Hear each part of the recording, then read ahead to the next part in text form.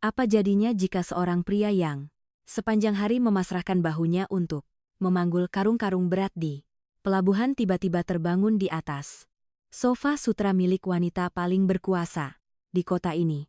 Inilah kisah tentang Fardan, seorang pemuda yang tak punya apa-apa selain mimpi dan nirmala.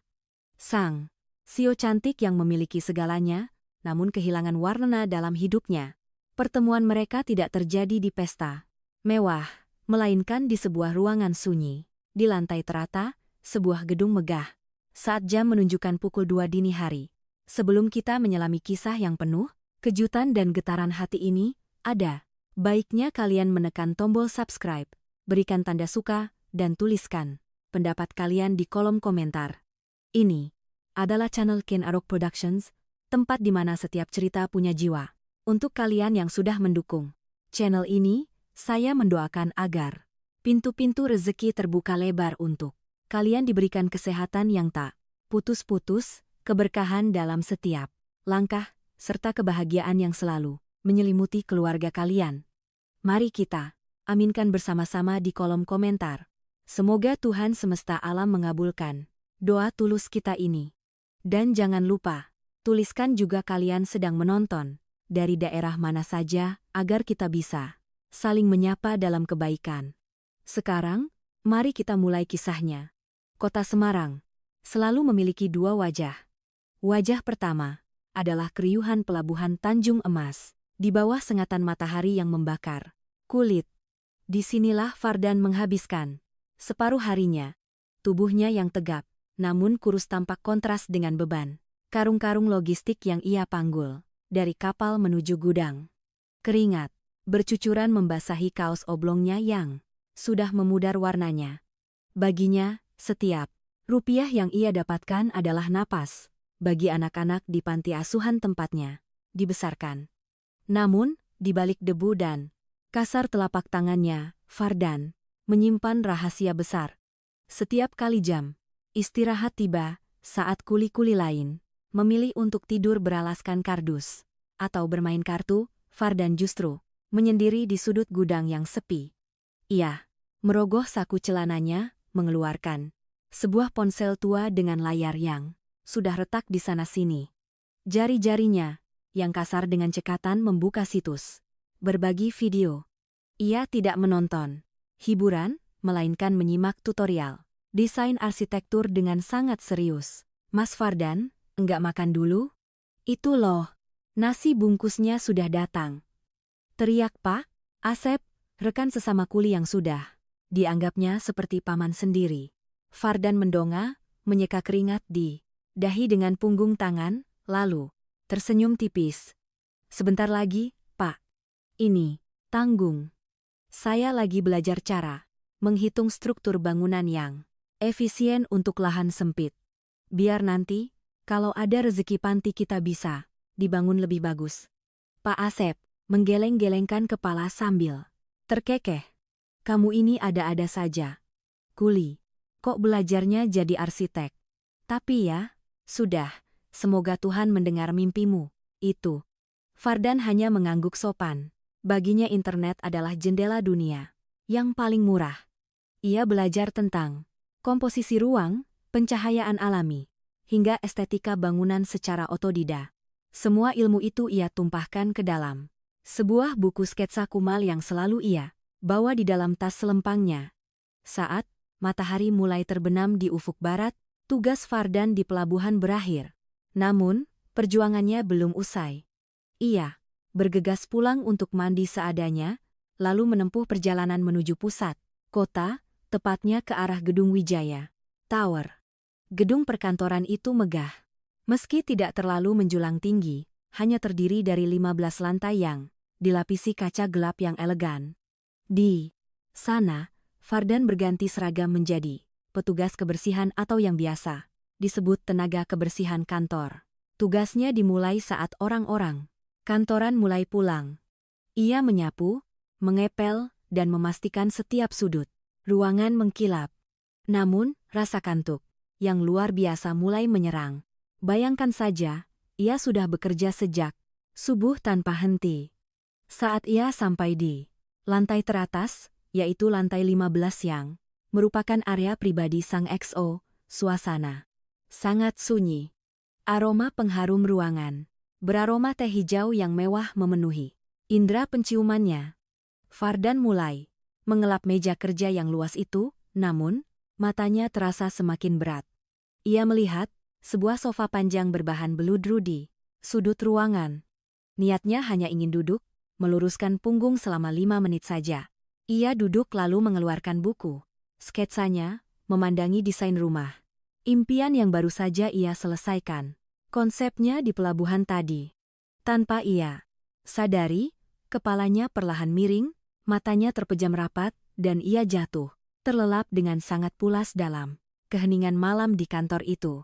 Keheningan di lantai 15 itu tiba-tiba pecah oleh denting halus suara pintu lift yang terbuka. Sosok wanita dengan langkah kaki yang tegas, namun anggun, melangkah keluar. Di Nirmala. Rambut hitamnya yang sebahu tampak sedikit berantakan dan gurat kelelahan tidak bisa disembunyikan dari wajah cantiknya, yang biasanya selalu tampil sempurna. Malam ini, setelah menghadiri pertemuan bisnis yang alot hingga tengah malam, ia menyadari bahwa tablet kerjanya tertinggal di atas meja kantor. Langkah kaki Nirmala yang terbungkus sepatu hak tinggi bergema di koridor yang sepi. Namun, begitu ia mendorong pintu kaca ruang kerjanya yang luas, langkahnya mendadak terhenti. Jantungnya berdegup sedikit lebih kencang karena rasa terkejut. Di sudut ruangan tepat di atas sofa blue berwarna biru tua miliknya, seorang pria berseragam petugas kebersihan tampak meringkuk pulas. Siapa dia? Bisik Nirmala pada dirinya sendiri. Alisnya bertaut.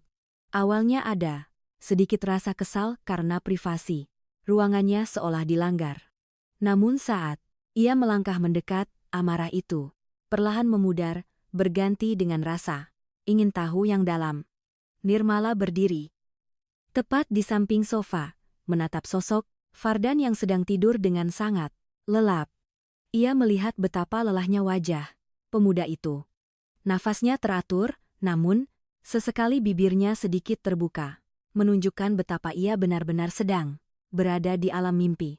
Ada sedikit tetesan air liur yang membasahi ujung bantal sofa mahalnya. Sebuah pemandangan yang seharusnya membuat Nirmala jijik, namun anehnya, ia justru merasa pemandangan itu sangat jujur dan polos. Capek sekali ya, sampai tidak sadar tidur di sini. Gumam Nirmala pelan. Hampir tidak terdengar perhatian Nirmala. Kemudian teralih pada sebuah buku sketsa yang dipeluk erat oleh Fardan di dadanya. Karena rasa penasaran yang tak tertahankan, Nirmala mencoba mengambil buku itu dengan sangat perlahan. Ia berhasil. Saat ia membuka halaman demi halaman, matanya membelalak lebar. Di sana bukan sekadar coretan iseng, melainkan desain bangunan yang sangat matang. Ada rancangan gedung ramah lingkungan yang mengutamakan cahaya matahari. Sebuah konsep yang sebenarnya sedang dicari oleh perusahaannya. Ini buatannya seorang petugas kebersihan. Bisa menggambar sedetail ini. Nirmala bertanya-tanya dalam hati. Rasa kagum mulai menyelinap di antara rasa kantuknya. Tiba-tiba Fardan bergerak. Sedikit dalam tidurnya membuat Nirmala tersentak kecil dan hampir menjatuhkan buku tersebut. Ia buru-buru meletakkan kembali buku itu di samping Fardan. Entah dorongan dari mana, Nirmala kemudian melepas blazer abu-abu mahal yang ia kenakan. Dengan gerakan yang sangat lembut, seolah takut membangunkan seekor kucing kecil, ia menyelimutkan blazer itu ke tubuh Fardan yang tampak sedikit kedinginan karena hembusan AC kantor. Nirmala mengambil selembar kertas catatan kecil dari mejanya, menuliskan sesuatu dengan pena emasnya, lalu menempelkannya di dahi Fardan yang tertidur. Ia tersenyum tipis, sebuah senyuman yang sudah lama tidak muncul di wajahnya yang kaku. "Selamat tidur, Mas. Arsitek misterius," ucapnya lirih sebelum akhirnya melangkah keluar ruangan dengan perasaan yang jauh lebih ringan daripada saat ia datang tadi. Cahaya matahari pagi mulai merayap masuk melalui celah gorden besar di lantai 15, menyentuh kelopak mata Fardan yang masih terpejam. Rasa hangat itu perlahan menariknya kembali ke alam sadar. Fardan menggeliat, pelan, namun ia merasakan sesuatu yang aneh. Tubuhnya terasa lebih hangat dari biasanya dan ada aroma harum bunga melati yang sangat lembut serta mewah terhirup oleh hidungnya. Seketika mata Fardan terbuka lebar. Ia tersentak duduk tegak di atas sofa. Kesadarannya pulih sepenuhnya dan rasa panik langsung menyerang. Ia menyadari bahwa dirinya masih berada di ruang kerja Sio. Aduh, mampus aku. Jam berapa ini? Pekiknya. Tertahan sambil menoleh ke arah jam dinding. Jarum jam menunjukkan pukul 530 menit. Jantungnya berdegup kencang. Ia membayangkan surat pemecatan sudah menantinya di pintu depan. Namun saat ia bergerak, sebuah kain berbahan halus jatuh dari bahunya. Fardan tertegun melihat sebuah blazer abu-abu wanita yang sangat elegan berada di pangkuannya. Belum sempat rasa bingungnya terjawab, ia merasa ada sesuatu yang menempel di dahinya. Ia meraba dahi, melepas benda itu, dan mendapati selembar kertas catatan kecil berwarna kuning dengan gambar beruang yang lucu. Fardan membaca tulisan di sana. Lain kali kalau ngiler jangan di sofa saya ya. Wajah Fardan seketika memanas hingga ke ujung telinga. Ngiler? Masa sih aku ngiler? Gumamnya malu, sambil refleks menyeka sudut bibirnya, yang ternyata memang sedikit lembab. Ia merasa sangat malu sekaligus bingung. Siapa itu N? Apakah sekretaris CEO? Atau jangan-jangan Sango sendiri yang melihatnya tidur dalam keadaan yang memalukan itu? Dengan terburu-buru, Fardan merapikan seragamnya dan memeluk buku sketsanya erat-alih. Ia bermaksud keluar secepat mungkin sebelum ada orang lain yang melihatnya. Namun, tepat saat ia memegang gagang pintu itu terbuka dari luar. Seorang wanita muncul. Ia tidak memakai pakaian formal, seperti yang dibayangkan Fardan tentang seorang pimpinan. Wanita itu hanya mengenakan kaos putih polos dan celana jeans. Rambutnya diikat asal namun tetap terlihat sangat cantik. Itu adalah Nirmala yang sengaja datang lebih awal untuk melihat reaksi sang arsitek miliknya. Maaf, Mbak. Saya tadi tidak sengaja tertidur. Saya mohon, jangan laporkan saya ke atasan. Ucap Fardan dengan kepala tertunduk dalam. Tangannya gemetar memegang blazer abu-abu itu. Nirmala menahan senyum. Melihat tingkah Fardan yang ketakutan, ia memutuskan untuk melanjutkan sandiwaranya. Oh, jadi kamu yang tidur di sini semalam. Santai saja, saya juga baru datang. Fardan mendongak sedikit, merasa lega melihat wanita yang menurutnya sangat ramah ini. Mbak, ini sekretarisnya, Bu Sioya. Ini, Mbak, ada blazer tertinggal di atas saya semalam. Tolong dikembalikan ya, Mbak. Saya takut nanti dikira pencuri. Nirmala menerima blazer itu sambil berpura-pura memeriksa catatan kuning di tangan Fardan. Saya bukan sekretaris, saya cuma staf admin di sini. Nama saya Risa dan ini catatan. Ini sepertinya dari Bu Bos. Kamu beruntung beliau tidak marah. Fardan menghela napas panjang. Bahunya merosot, lega. Syukurlah. Nama saya Fardan, Mbak. Krisa. Terima kasih ya sudah tidak membangunkan saya dengan cara yang kasar. Saya benar-benar kelelahan semalam. Nirmala mengamati wajah polos Fardan dari dekat. Ada gurat ketulusan yang jarang ia temui di dunia bisnisnya, yang kaku. Sama-sama, Fardan. Tapi ingat, ya, lain kali jangan diulangi. Oh, iya. Buku apa itu yang kamu peluk, Fardan? Langsung menyembunyikan buku sketsanya di balik punggung. Oh, ini cuma coretan. Tidak penting. Mbak, saya permisi dulu, ya. Harus lanjut tugas di bawah sebelum pengawas datang. Fardan pun bergegas lari meninggalkan ruangan dengan langkah 1000. Sementara, Nirmala berdiri di ambang pintu sambil memandangi punggung pemuda itu dengan senyum yang semakin lebar. Coretan, tidak penting, katanya.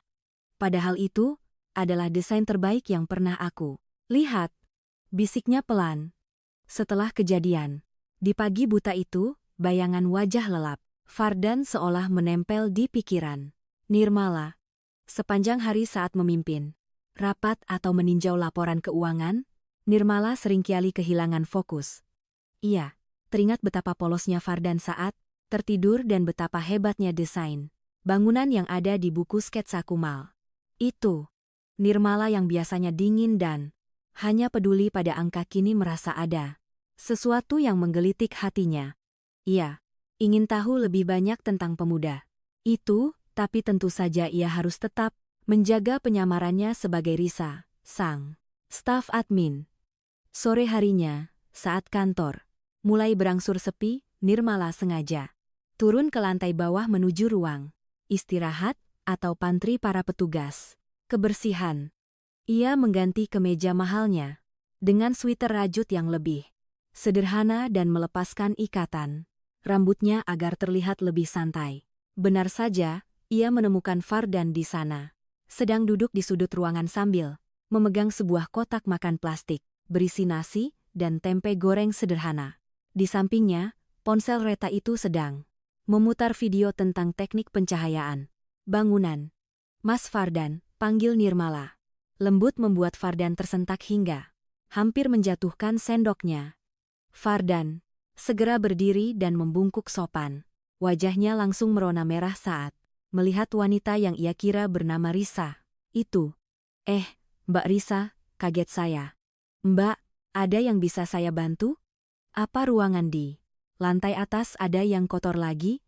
Nirmala tertawa kecil. Suara tawanya terdengar renyah dan jujur. Tidak ada yang kotor. Saya cuma mau mengambil air minum. Malah ketemu kamu di sini. Kamu rajin sekali ya. Makan saja sambil belajar. Fardan menggaruk tengkuknya yang tidak gatal. Telinganya mulai memerah. Tanda ia sedang merasa sangat malu.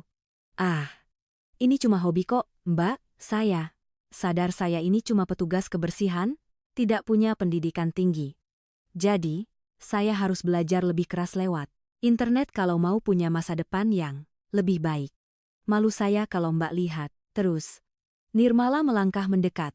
Ia duduk di kursi kayu di hadapan Fardan, tanpa merasa risih sedikit pun. Kenapa? Harus malu? Belajar itu tidak mengenal, kasta Fardan. Oh iya, soal blazer. Semalam, terima kasih ya sudah mengembalikannya. Tapi kamu tahu tidak? Bu Bos sempat bilang kalau dia sebenarnya tidak marah kamu tidur di sana. Mata Fardan membelalak. Benarkah, Mbak? Aduh, syukurlah kalau begitu. Saya sampai tidak bisa tidur siang tadi karena kepikiran mau dipecat. Tapi catatan, beruang itu, apakah Bu Bos orangnya? Memang lucu seperti itu? Nirmala hampir saja tersedak air minumnya sendiri mendengar pertanyaan polos Fardan. Lucu, Kem. Mungkin saja. Mungkin beliau hanya sedang dalam suasana hati yang baik semalam. Oh ya, saya lihat desainmu di buku itu. Bagus sekali. Kamu belajar dari mana? Mulai bercerita dengan antusias. Ia menjelaskan bagaimana ia memperhatikan bentuk-bentuk gedung di Semarang mulai dari arsitektur kolonial di Kota Lama hingga gedung-gedung modern.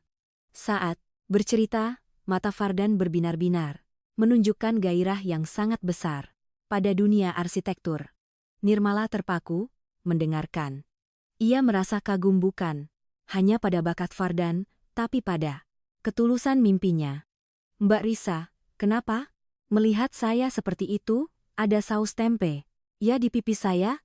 Tanya Fardan tiba-tiba, membuat lamunan Nirmala buyar. Nirmala tersentak. Ia segera membuang muka untuk menyembunyikan pipinya yang mendadak terasa hangat. Tidak ada. Cuma kamu, kalau sedang bicara soal bangunan jadi, terlihat sangat berbeda. Lebih bersemangat. Teruskan ia belajarnya. Siapa tahu nanti kamu benar-benar jadi arsitek di perusahaan ini. Fardan tersenyum lebar. Amin, Mbak. Terima kasih dukungannya, Mbak Risa.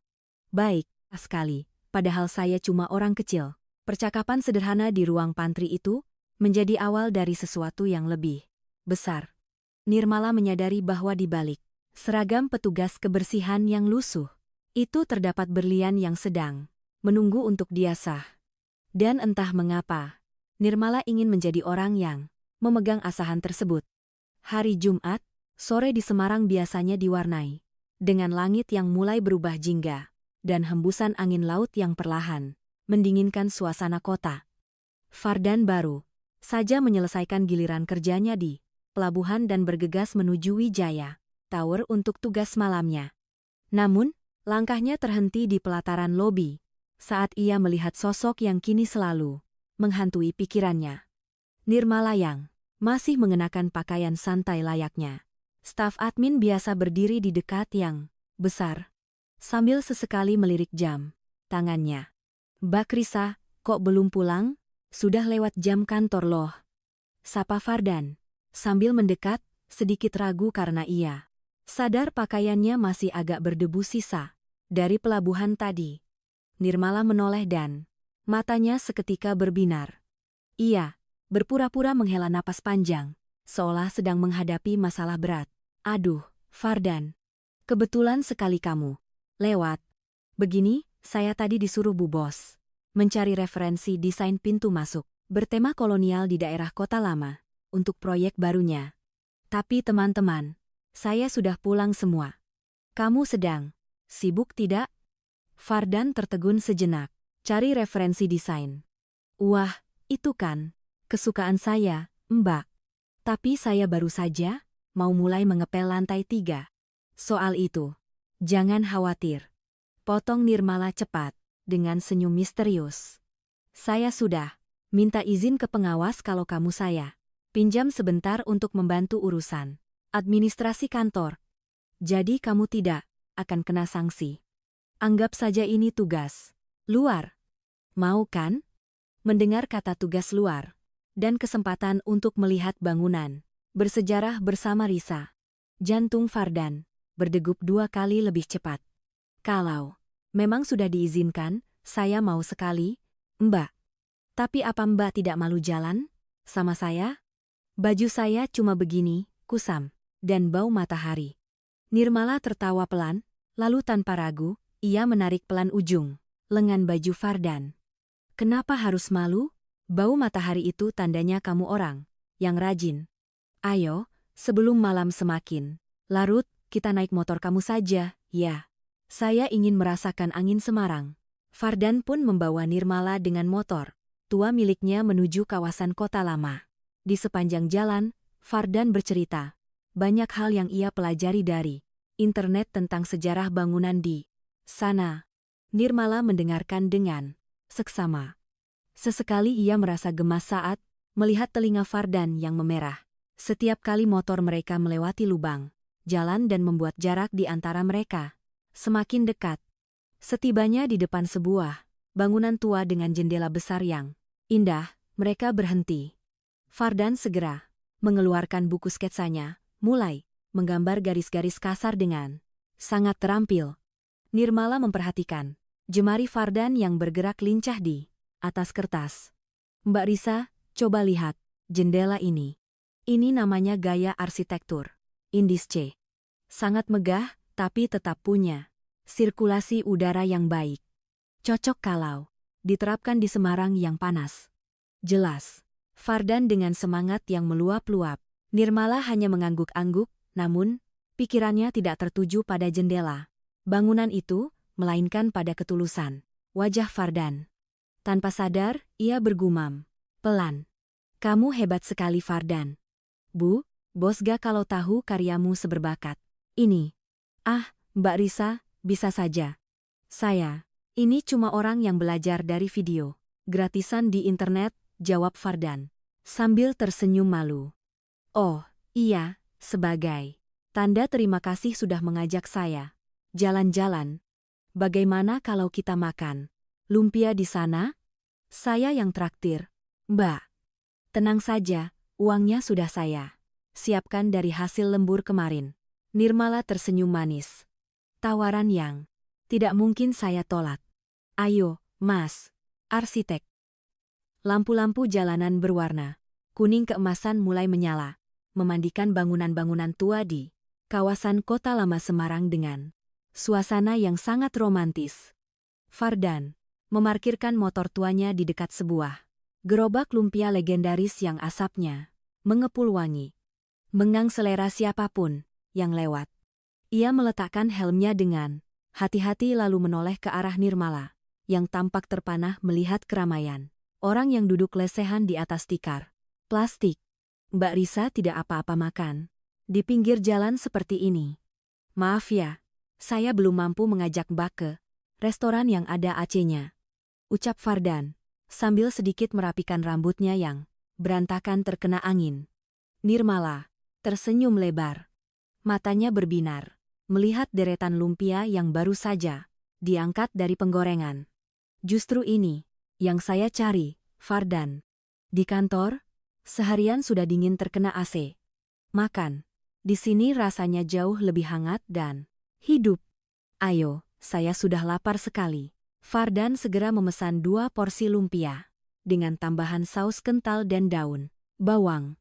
Saat pesanan datang, Fardan terlihat sangat bersemangat. Ia menyerahkan 1 piring kepada Nirmala dengan penuh rasa bangga. Namun, ada satu hal yang tidak Fardan ketahui. Nirmala selama ini selalu makan dengan sendok dan garpu perak di meja makan yang formal. Saat melihat lumpia yang harus dimakan langsung dengan tangan, Nirmala tampak sedikit bingung. Nirmala mencoba menggigit lumpia panas itu dengan perlahan. Tapi karena ukurannya yang besar dan isian rebungnya yang melimpah, saus coklat yang manis tiba-tiba meleleh dan menempel di ujung hidung serta pipinya. Waduh, Mbak, pelan-pelan. Sausnya sampai kemana-mana. Itu, celetuk Fardan sambil tertawa kecil. Nirmala merasa wajahnya memanas karena malu. Iya ya. Duh, berantakan sekali saya kalau makan. Tanpa pikir panjang, Fardan merogoh saku celananya, mengambil selembar tisu bersih. Lalu, dengan gerakan yang sangat lembut, ia mengusap sisa saus di hidung Nirmala. Jarak mereka begitu dekat, hingga Nirmala bisa melihat pantulan lampu jalan di bola mata Fardan yang jernih. Detik itu juga telinga Fardan langsung berubah menjadi merah, padam karena sadar akan tindakannya yang mungkin terlalu berani. Maaf, Mbak Risa, saya tidak bermaksud lancang. Cuma sayang saja kalau wajah cantik Mbak kena saus lumpia. Bisik Fardan sambil buru-buru memalingkan wajahnya ke arah lain. Nirmala terdiam sejenak. Jantungnya berdegup kencang. Ia belum pernah merasa seberdebar ini sebelumnya. Bahkan saat berhadapan dengan pengusaha kelas kakap. Sekalipun untuk menutupi rasa salah tingkahnya, Nirmala melihat seekor kucing jalanan yang mendekat ke arah mereka. Fardan yang melihat hal itu, segera memotong sedikit bagian lumpianya dan memberikannya kepada si kucing. Dengan penuh kasih sayang. Kamu suka kucing juga? Tanya Nirmala dengan nada yang melunak. Suka, Mbak, di panti asuhan dulu, saya sering merawat kucing liar. Mereka tidak punya siapa-siapa untuk meminta makan. Jadi kalau kita ada rezeki lebih, tidak ada salahnya berbagi sedikit. Jawab Fardan sambil mengelus kepala kucing itu. Nirmala menatap Fardan dengan pandangan yang sulit diartikan. Di mata orang lain, Fardan mungkin hanyalah seorang pria miskin yang bekerja kasar. Namun, di mata Nirmala, Fardan adalah pria paling kaya yang pernah ia temui, kaya akan kebaikan dan ketulusan hati. Malam itu, di bawah langit Semarang yang tenang, Nirmala menyadari satu hal. Ia tidak hanya jatuh cinta pada bakat arsitektur Fardan, tapi ia mulai jatuh cinta pada jiwa sederhana pemuda itu. Kebahagiaan sederhana di sudut kota lama ternyata tidak berlangsung tanpa gangguan. Di balik Bayangan salah satu gedung tua, Aldo, seorang pengusaha muda yang ambisius dan merupakan saingan bisnis utama. Perusahaan Nirmala memperhatikan mereka dengan tatapan tidak suka. Aldo selama ini terus mengejar Nirmala demi memperluas kekuasaan bisnisnya. Namun, ia selalu ditolak mentah-mentah. Melihat Nirmala, yang ia tahu adalah Sang Wijaya Properti sedang tertawa lepas bersama seorang pria berpakaian kusam membuat harga diri Aldo terasa diinjak-injak.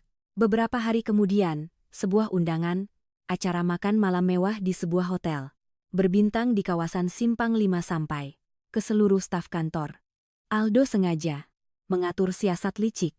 Ia menggunakan pengaruhnya agar Fardan terpilih menjadi salah satu petugas tambahan yang melayani tamu di area utama pesta tersebut.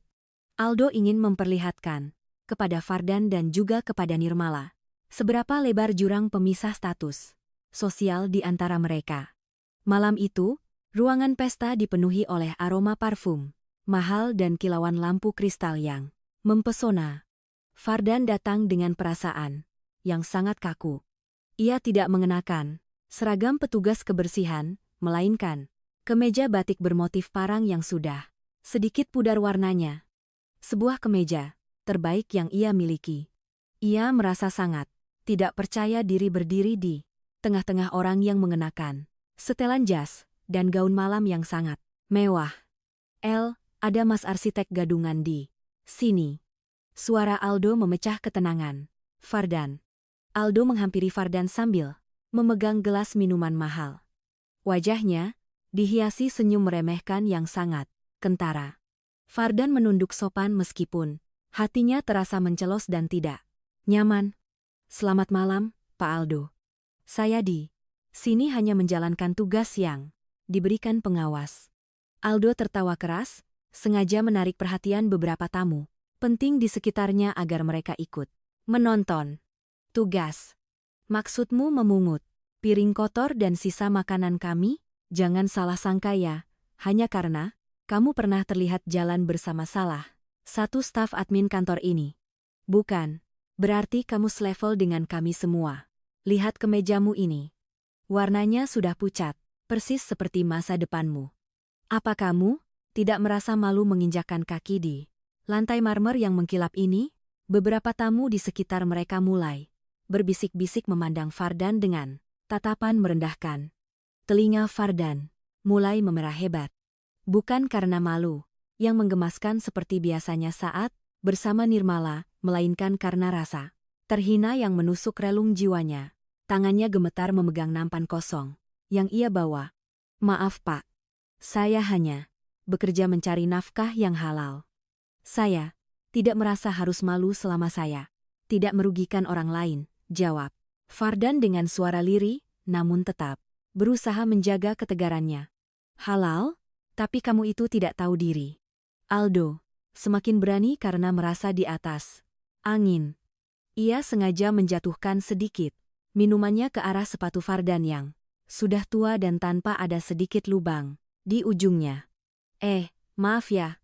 Sepatumu memang sudah jelek dan bau, jadi mungkin tidak apa-apa kalau tambah kotor sedikit karena minuman mahal ini. Cepat bersihkan lantai ini. Itu memang tugas aslimu, kan?" Fardan terdiam. Ia hanya bisa menatap sepatunya yang kini basah dan lengket. Di tengah hiruk-pikuk pesta yang mewah itu, ia merasa sangat kecil dan tidak berarti. Namun di balik rumunan tamu, sepasang mata menatap kejadian itu dengan amarah yang meluap-luap. Nirmala yang baru saja tiba, dengan gaun hitam yang sangat anggun dan elegan telah menyaksikan seluruh perlakuan buruk Aldo terhadap pria yang selama ini selalu tulus kepadanya. Suasana di aula hotel yang megah itu mendadak sunyi. Seolah suara denting, gelas dan musik klasik berhenti berputar di udara. Semua mata tertuju pada Aldo, yang masih tertawa meremehkan. Sementara, Fardan hanya bisa berdiri mematung, dengan sepatu yang basah terkena tumpahan minuman. Namun, keheningan itu pecah oleh suara langkah sepatu hak tinggi yang beradu dengan lantai marmer, menciptakan irama yang tegas dan penuh wibawa. Nirmala melangkah membelah kerumunan tamu. Malam ini, ia tidak tampak seperti Mbak Risa yang sederhana. Ia mengenakan gaun malam berwarna biru, tua yang berkilau lembut. Rambutnya disanggur rapi menunjukkan lehernya yang jenjang dan tatapan matanya begitu tajam, hingga mampu membuat siapapun merasa kerdil. Begitu sampai di hadapan Aldo, ia tidak memandang pria sombong itu sama sekali. Ia justru langsung berdiri di samping Fardan. Lalu tanpa ragu, ia menggandeng lengan pria berkaos batik pudar itu dengan sangat erat. Sudah, cukup bicaranya, Aldo. Suara Nirmala terdengar tenang namun dingin, menggetarkan nyali siapapun yang mendengarnya. Aldo terperangah. Wajahnya, yang tadinya penuh kemenangan kini berubah menjadi pucat pasi. Nirmala, kamu kenal dengan pelayan ini? Kenapa kamu menggandengnya? Dia ini cuma petugas kebersihan yang tidak tahu diri. Nirmala mendongak menatap Aldo dengan senyum sinis yang mematikan. Dia bukan sekadar pelayan. Fardan adalah tamu istimewa saya malam ini.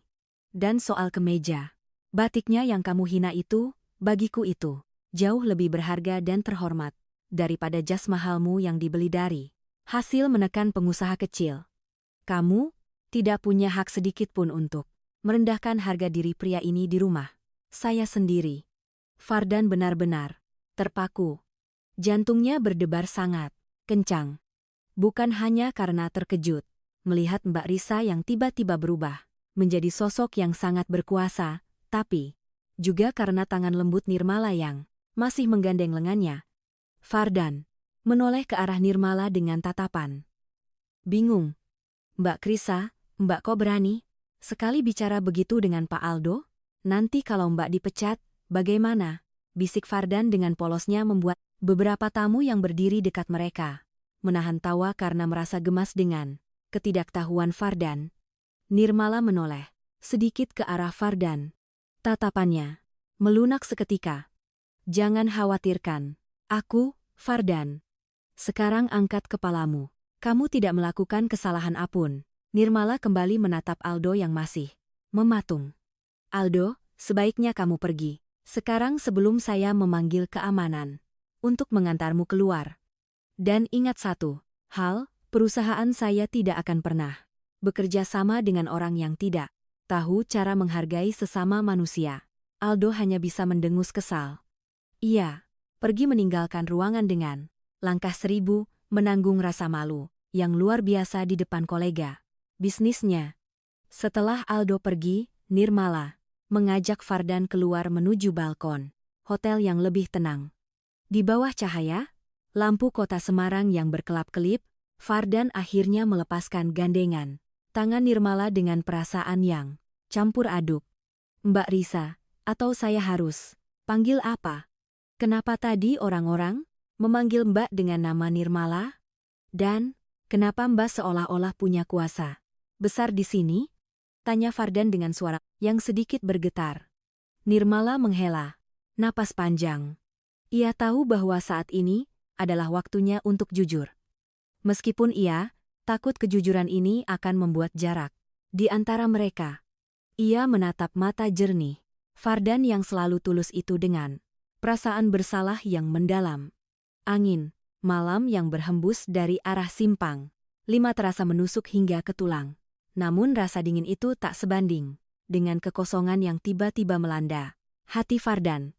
Di balkon hotel yang mewah itu, ia berdiri terpaku, menatap sosok wanita di hadapannya yang kini tampak begitu asing.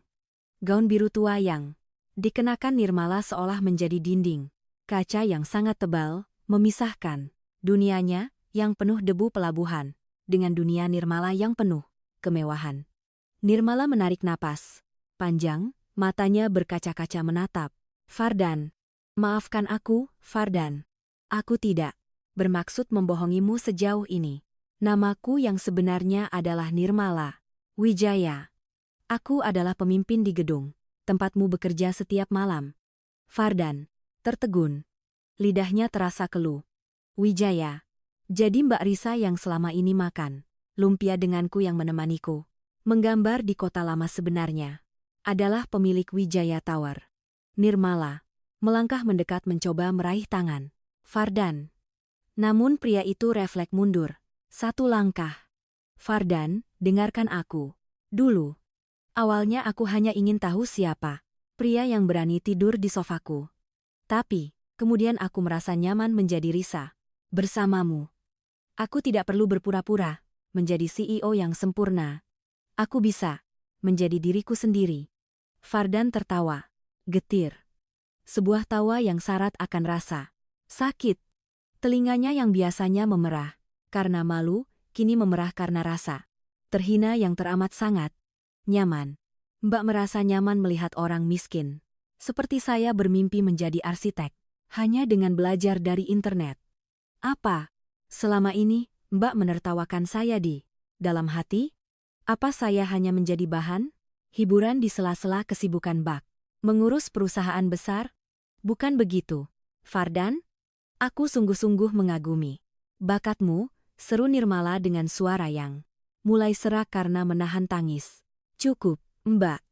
Potong Fardan dengan nada, suara yang rendah namun tegas. Ia menatap sepatunya yang masih basah karena tumpahan minuman Aldo tadi. Sekarang saya sadar, kenapa Aldo begitu berani menghina saya. Karena memang sinilah tempat saya, di bawah kaki orang-orang seperti kalian. Saya yang bodoh karena sempat mengira seorang staf admin cantik bisa benar-benar peduli pada petugas kebersihan seperti saya. Fardan melepas kemeja batik pudar yang menjadi kebanggaannya malam ini, menyisakan kaos oblong putih di baliknya. Ia melipat kemeja itu dengan tangan yang gemetar. Terima kasih atas sandiwaranya, Bu Bos. Terima kasih sudah mengingatkan saya bahwa mimpi tetaplah mimpi. Saya permisi, pekerjaan saya mengepel lantai belum selesai. Fardan berbalik dan melangkah pergi. Dengan cepat, meninggalkan Nirmala yang kini jatuh terduduk di kursi balkon, sambil menutup wajahnya dengan kedua tangan. Isak tangis Nirmala pecah di tengah keramaian musik pesta yang masih terdengar sayup-sayup dari dalam ruangan, di bawah lampu kota Semarang yang terus berkedip. Fardan berjalan kaki menyusuri trotoar Simpang 5 dengan hati yang hancur berkeping-keping. Ia merasa dunia yang baru saja ia bangun di dalam angan-angannya runtuh ketika tepat di hadapan wanita yang baru saja mulai ia cintai.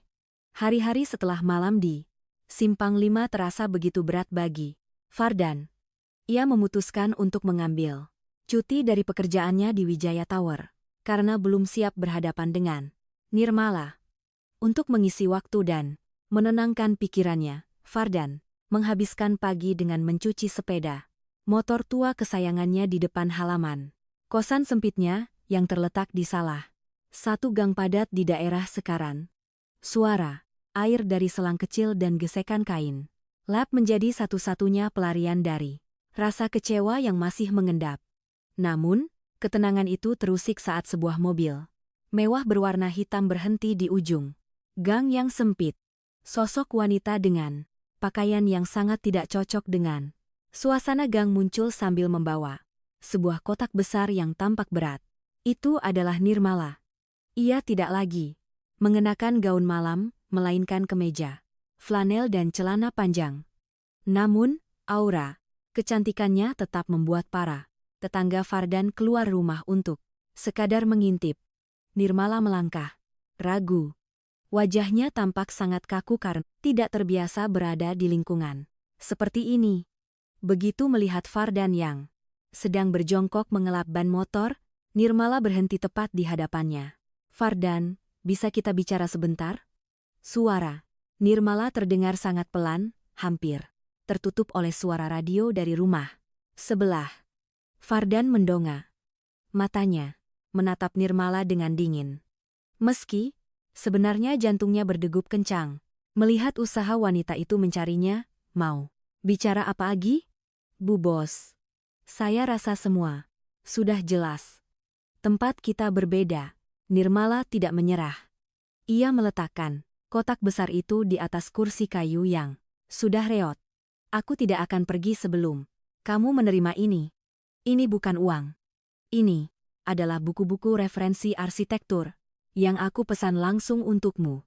Ada teknik struktur, desain interior, sampai sejarah bangunan dunia.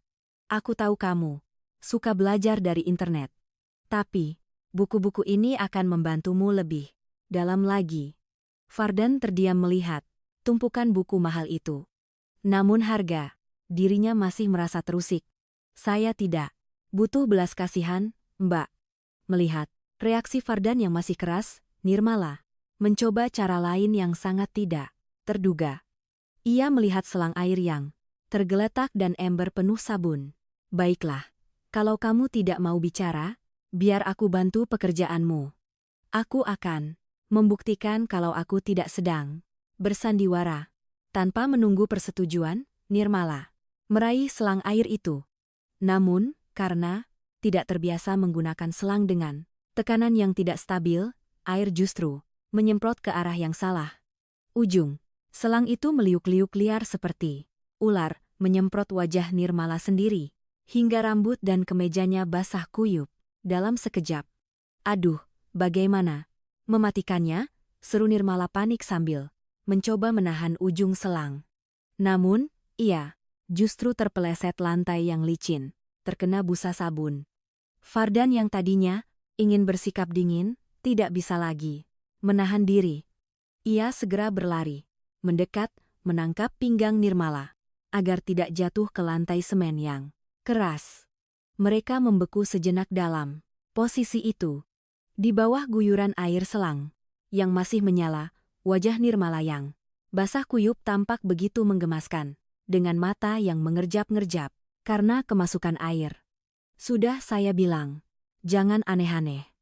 Mbak itu CIO bukan tukang cuci motor, ujar Vardan sambil meraih selang dan mematikan keran air. Suaranya sudah tidak sedingin tadi, justru terdengar ada nada khawatir yang terselip. Nirmala mengusap wajahnya yang basah lalu menatap Vardan dengan tulus. Aku mungkin CEO yang hebat di kantor, tapi di sini aku cuma wanita yang sedang belajar minta maaf pada pria yang dia sayangi. Tolong jangan menjauh lagi. Vardan melihat ke arah kemeja Nirmala yang menempel di badan karena basah, lalu melihat telapak tangan Nirmala yang merah karena memegang kotak berat tadi. Tembok pertahanan di hati Vardan mulai retak. Ia menghela napas panjang, lalu mengambil handuk kecil miliknya dan memberikannya kepada Nirmala. Masuklah dulu ke dalam. Keringkan rambut Mbak, nanti bisa masuk angin. Setelah itu kita bicara soal buku-buku ini, kata Vardan, lirih sambil memalingkan wajahnya agar Nirmala tidak melihat telinganya yang sudah berubah menjadi merah padam. Pagi itu, suasana di lantai 15 Wijaya Tower tampak jauh lebih tegang dari biasanya. Di dalam ruang rapat utama yang berdinding kaca transparan, beberapa jajaran direksi duduk dengan wajah kaku. Di depan mereka, sebuah proyek besar sedang dipertaruhkan. Proyek itu adalah renovasi total panti asuhan tempat Vardan dibesarkan yang kini menjadi salah satu tanggung jawab sosial perusahaan. Masalahnya desain dari arsitek senior perusahaan dianggap terlalu mahal dan tidak memiliki jiwa, sehingga proyek itu terancam dibatalkan atau dialihkan ke pihak ketiga yang hanya mengejar keuntungan. Nirmala berdiri di ujung meja, menatap satu persatu bawahannya dengan pandangan tajam. Di tangannya, ia memeluk sebuah buku sketsa kumal yang sampulnya sudah mulai mengelupas. Itu adalah buku milik Vardan yang ia ambil diam-diam saat kunjungan kaku ke kosan Vardan tempo hari. Ia telah mempelajari setiap garis dan catatan kecil yang ditulis Vardan di sana. Desain yang kalian ajukan ini dingin. Tidak ada rasa kemanusiaan di dalamnya, ujar Nirmala sambil menghempaskan beberapa map laporan ke atas meja. Kalian membangun gedung, bukan membangun rumah untuk anak-anak. Salah satu direktur senior berdeham, mencoba membela diri. Tapi Bu Nirmala, ini adalah standar arsitektur modern. Lagi pula anggaran kita terbatas. Jika Ibu ingin desain yang lebih berjiwa, biayanya akan membengkak 2 kali lipat. Nirmala tersenyum tipis, sebuah senyum yang penuh rahasia. Ia kemudian meletakkan buku sketsa Fardan di tengah meja dan membukanya pada halaman yang sudah ia tandai. Di sana terdapat gambaran sebuah bangunan asrama yang sederhana namun sangat cerdas. Fardan merancang ventilasi silang yang memungkinkan udara Semarang yang panas tetap terasa sejuk tanpa banyak menggunakan alat pendingin ruangan. Ia juga memanfaatkan material lokal yang murah namun kuat. Lihat ini, kata Nirmala. Ini adalah karya seorang arsitek yang memahami arti sebuah rumah. Desain ini memanfaatkan cahaya matahari secara maksimal sehingga menghemat listrik dan ruang terbukanya membuat anak-anak bisa bermain dengan bebas. Yang paling penting, biaya pembangunannya jauh lebih rendah dari apa yang kalian ajukan. Seluruh orang di ruangan itu terdiam. Mereka saling berbisik, terkesima dengan detail teknis yang sangat matang. Siapa yang menggambar ini? Bu, arsitek dari luar negeri, tanya salah satu direksi dengan nada kagum. Nirmala merasakan dadanya sesak oleh rasa bangga yang luar biasa. Ia teringat bagaimana Fardan bercerita tentang tutorial internet yang ia tonton setiap malam di sela-sela kelelahannya. Untuk saat ini, namanya tidak perlu kalian tahu, namun saya ingin desain ini yang digunakan. Saya ingin kalian membedah konsep ini dan menyiapkannya untuk dipresentasikan dalam sayembara terbuka minggu depan. Setelah rapat berakhir dan ruangan menjadi sepi, Nirmala kembali duduk di kursi kebesarannya. Ia mengusap perlahan permukaan kertas sketsa Fardan yang sedikit kasar. Ada noda sisa kopi dan bekas sidik dari Fardan di sana yang justru membuat Nirmala merasa sangat dekat dengan pria itu.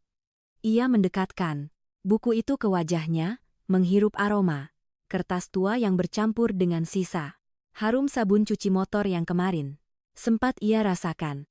Aku akan membuktikan kepada mereka dan terutama kepadamu, Fardan, bahwa mimpimu bukan sekadar bunga tidur. Bisik Nirmala pelan. Ia tersenyum gemas saat melihat ada gambar kucing kecil di pojok sketsa tersebut. Sebuah detail manis yang menunjukkan betapa lembutnya hati sang pembuat. Nirmala tahu ini adalah awal dari rencana besarnya untuk membawa Fardan kembali. Bukan sebagai petugas kebersihan, melainkan sebagai bintang yang bersinar di perusahaannya sendiri. Gema sayembara desain arsitektur yang diadakan oleh Wijaya Property segera menyebar ke seluruh penjuru kota Semarang. Spanduk besar terpasang di depan gedung pusat di kawasan Simpang 5, dan iklan-iklan muncul di setiap media sosial. Syaratnya sederhana namun sangat menantang. Membangun rumah dengan hati. Nirmala sengaja mengatur agar sayembara ini bersifat tertutup dalam tahap awal pemilihan sehingga identitas pengirim desain tidak akan diketahui oleh tim penilai sampai pemenang utama ditentukan. Ini adalah cara Nirmala untuk melindungi Fardan sekaligus membuktikan bakat pria itu tanpa ada campur tangan jabatan. Di sebuah warung kopi sederhana di pinggiran jalan raya daerah Sekaran, Fardan duduk termenung menatap layar ponselnya yang retak. Ia melihat iklan sayembara itu muncul di beranda akunnya. Jantungnya berdegup kencang. Tangannya mendadak dingin. Ia sangat mengenali proyek tersebut. Itu adalah rencana renovasi panti asuhan, tempat ia menghabiskan seluruh masa kecilnya. Mas Fardan, kok melamun terus? Itu kopi susunya nanti dingin, sayang loh. Sudah dibayar. Tegur Pak Asep. Satpam Wijaya Tower yang hari itu sedang tidak bertugas dan kebetulan bertemu Fardan di warung yang sama. Fardan menunjukkan layar ponselnya kepada Pak Asep dengan ragu. Lihat ini, Pak. Perusahaan Bu Nirmala sedang mengadakan sayembara buat renovasi panti asuhan saya. Saya ingin sekali ikut. Saya sudah punya konsepnya sejak lama. Tapi siapa saya, Pak? Saya cuma orang yang belajar dari video-video gratisan di internet. Saingan saya pasti arsitek-arsitek hebat yang punya ijazah dari luar negeri. Pak. Asep menepuk bahu Fardan dengan keras. Tawanya meledak hingga membuat beberapa pengunjung warung menoleh. Mas Fardan, dengar ya. Ijazah itu cuma selembar kertas. Tapi apa yang ada di kepalamu dan ketulusan di hatimu itu yang tidak bisa dibeli dengan uang miliaran. Kenapa tidak dicoba saja? Pakai nama samaran. Kalau Mas memang merasa malu, jangan biarkan mimpi Mas layu sebelum berkembang hanya karena rasa minda. Fardan terdiam cukup lama mencerna perkataan Pak Asep. Namun ada satu hal lagi yang membuatnya ragu, yaitu Nirmala. Sejak kejadian di depan kosan tempo hari, ia belum berani menemui wanita itu lagi. Ia takut harapannya terlalu tinggi dan ia masih merasa sedikit terluka karena mengira Nirmala hanya sedang mengasihaninya. Tanpa sepengetahuan Fardan, sebuah mobil hitam dengan kaca gelap tanpa terparkir tak jauh dari warung kopi tersebut. Di dalamnya, Nirmala memperhatikan Fardan dengan tatapan yang sulit diartikan. Ia tersenyum sangat tipis saat melihat Fardan mulai membuka buku sketsa. Kumalnya kembali dan mencoret-coret sesuatu dengan serius. Nirmala berbisik pada dirinya sendiri. Ayo, Fardan, tunjukkan pada mereka semua apa yang bisa dilakukan oleh seorang pria pekerja keras sepertimu. Aku menunggu karyamu. Malam itu, Fardan tidak tidur sama sekali. Ia menghabiskan waktu berjam-jam di sebuah persuaan komputer atau warnet kecil untuk memindahkan sketsa tangannya ke dalam format digital. Tangannya gemetar saat menggerakkan tetikus, namun ingatannya tentang setiap sudut panti asuhan membimbing jemarinya. Ia menambahkan detail taman kecil untuk tempat belajar anak-anak, jendela yang sangat lebar, agar mereka bisa melihat bintang sebelum tidur dan ruang makan yang terasa hangat seperti pelukan seorang ibu. Saat fajar mulai menyingsing di ufuk timur kota Semarang, Fardan menarik napas panjang dan menekan tombol kirim pada formulir pendaftaran daring. Di kolom nama peserta, ia tidak menuliskan nama aslinya. Ia menuliskan sebuah nama samaran yang hanya diketahui olehnya dan kenangannya di masa lalu, Anak Bintang. Setelah menekan tombol itu, Fardan bersandar di kursi warnet yang keras. Telinganya memerah hebat karena rasa gugup dan semangat yang bercampur menjadi satu. Ia tidak tahu apa yang akan terjadi selanjutnya.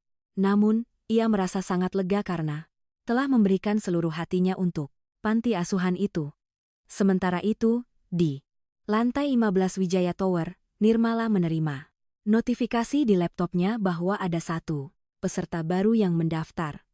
Saat melihat judul karya Anak Bintang, Nirmala langsung tahu siapa pengirimnya. Ia memeluk laptopnya dengan perasaan gemas yang tak tertahankan. Membayangkan betapa hebatnya pria yang ia cintai itu berjuang dalam diam. Aula utama gedung Wijaya Tower telah disulap menjadi panggung megah yang dipenuhi oleh para arsitek ternama dan petinggi perusahaan. Udara dingin dari pendingin ruangan terasa menusuk kulit. Namun bagi Fardan, dinginnya ruangan itu tak sebanding dengan keringat dingin yang membasahi punggungnya. Ia berdiri di sudut ruangan, mengenakan kemeja putih polos yang ia setrika berulang kali hingga licin, berusaha menyembunyikan tangannya yang gemetar di balik saku celana bahan hitamnya. Hari ini, di balik nama samaran Anak Bintang, ia harus mempertanggungjawabkan karyanya di hadapan para juri. Satu persatu peserta mempresentasikan desain mereka dengan bahasa teknis yang rumit dan grafis 3 dimensi yang canggih. Fardan merasa semakin kecil. Ia hanyalah seorang pemuda lulusan sekolah menengah yang belajar dari layar ponsel retak di gudang pelabuhan. Namun saat gilirannya tiba, Fardan melangkah maju dengan langkah kaku. Sorot lampu panggung yang terang benderang membuatnya sedikit silau. Namun matanya langsung tertuju pada satu sosok di meja juri paling tengah. Nirmala. Wanita itu menatapnya, bukan dengan tatapan menguji, melainkan tatapan teduh yang seolah berkata, "Kamu bisa." Saya tidak merancang gedung ini untuk terlihat megah di mata orang kaya. Suara Fardan terdengar lirih di awal, namun perlahan menjadi tegas. Ia menunjuk gambar sketsanya yang sederhana di layar proyektor. Saya merancang ini karena saya tahu rasanya tidur berdesakan di panti itu. Saya tahu di mana arah angin masuk supaya anak-anak tidak kepanasan saat belajar. Dan saya tahu sudut mana yang paling disukai mereka untuk melihat bulan. Rumah bukan hanya soal tembok beton, tapi soal perasaan aman. Keheningan melanda seluruh ruangan. Tidak ada tepuk tangan, basa-basi, hanya rasa takjub yang mendalam. Para juri senior saling berpandangan, menyadari bahwa desain Fardan memiliki jiwa yang tidak dimiliki peserta lain. Nirmala kemudian berdiri, mengambil mikrofon dengan tangan yang anggun. Ia menarik napas panjang, menahan senyum bangga yang ingin sekali merekah lebar di wajahnya. Kita telah melihat banyak desain hebat hari ini. Namun, Wijaya Property tidak hanya mencari bangunan, kami mencari rumah. Oleh karena itu, dengan bangga saya umumkan pemenang utama sayembara ini, sekaligus yang akan diangkat menjadi junior arsitek resmi di perusahaan kami, adalah Fardan sang anak bintang. Fardan terpaku di tempatnya. Ia merasa lututnya lemas. Tepuk tangan gemuruh meledak, memenuhi ruangan. Ia melihat Pak Asep di kejauhan mengacungkan jempol sambil menghapus air mata. Dengan langkah seperti orang mabuk kepayang, Farda naik ke atas panggung untuk menerima trofi. Saat Nirmala menyerahkan piala kaca yang berat itu, tangan mereka bersentuhan. Sengatan listrik kecil kembali terasa membuat telinga Fardan langsung memerah padam di hadapan ratusan orang. Nirmala mendekatkan wajahnya sedikit seolah ingin memberikan cipika formal. Namun ia justru membisikkan kalimat yang membuat jantung berhenti berdetak sesaat. Sudah, kubilangkan kamu itu berlian. Aku selalu percaya sama kamu, Mas Arsitek. Jangan nangis di sini ya, nanti aku ikut nangis. Bikin malu perusahaan. Bisik Nirmala dengan nada menggoda yang sangat manis. Fardan hanya bisa mengangguk kaku sambil tersenyum lebar, menahan air mata haru yang mendesak keluar. Detik itu, ia bukan lagi seorang petugas kebersihan yang tidur mencuri waktu di sofa kantor. Ia adalah seorang arsitek yang diakui. Dan lebih dari itu, ia adalah pria yang dicintai oleh wanita paling hebat di ruangan tersebut. Matahari Semarang siang itu bersinar dengan gagahnya, membakar semangat para pekerja di lokasi proyek renovasi panti asuhan, Gria Harapan. Debu semen dan suara bising mesin pengaduk beton menjadi musik latar baru bagi kehidupan Fardan. Namun ada yang berbeda dari pria itu. Jika dulu ia menunduk malu saat berpapasan dengan orang berdasi, kini ia berdiri tegak di tengah lapangan, mengenakan rompi keselamatan berwarna oranye terang dan helm proyek putih bertuliskan arsitek. Ia tampak begitu berwibawa saat memberikan instruksi kepada mandor tentang tata letak pondasi taman bermain, agar tidak mengganggu akar pohon mangga tua yang ada di sana. Di tengah kesibukan itu, sebuah mobil sedan hitam berhenti di gerbang proyek. Nirmala turun dengan gaya khasnya. Namun, kali ini ia mencoba tampil sedikit lebih santai dengan celana bahan dan kemeja putih yang lengan bajunya digulung. Sesiku, ia berjalan hati-hati, menghindari gundukan pasir. Matanya terus mencari sosok Fardan. Saat ia menemukan pria itu sedang berdebat serius soal campuran semen, Nirmala terpaku. Sejenak, ia melihat sisi lain Fardan, yang sangat maskulin dan bertanggung jawab. Sebuah pemandangan yang membuat jantungnya berdesir lebih kencang daripada saat menandatangani kontrak miliaran rupiah. Fardan yang menyadari kehadiran Nirmala segera berlari kecil, menghampirinya. Wajahnya berkeringat dan ada sedikit noda debu di pipinya, tapi senyumnya merekah lebar. Bu bos kok ke sini? Panas lo.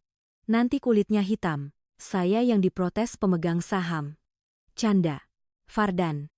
Nadanya kini jauh lebih akrab. Nirmala mendengus pelan, pura-pura kesal. Memangnya aku boneka pajangan yang takut panas? Aku mau lihat progresnya, Pak Arsitek. Masa tidak? Boleh? Boleh. Tapi aturannya tetap aturan. Tidak ada yang boleh masuk area ini tanpa pelindung kepala termasuk CEO, ujar Fardan dengan nada tegas yang dibuat-buat. Ia kemudian mengambil sebuah helm proyek berwarna kuning cerah yang kebetulan ada di meja pos penjagaan. Helm itu adalah ukuran standar pria dewasa. Fardan berdiri di hadapan Nirmala, lalu dengan hati-hati memakaikan helm itu ke kepala Nirmala yang mungil. Nah, begini baru aman, kata Fardan. Namun baru sedetik Fardan melepaskan tangannya, helm yang kebesaran itu langsung melorot turun, menutupi dahi, alis, hingga separuh mata Nirmala. Dunia Nirmala seketika menjadi gelap separuh. Ia terlihat seperti kura-kura kecil yang masuk ke dalam cangkang raksasa. Mas Fardan, gelap. Nih, kamu ngerjain aku ya?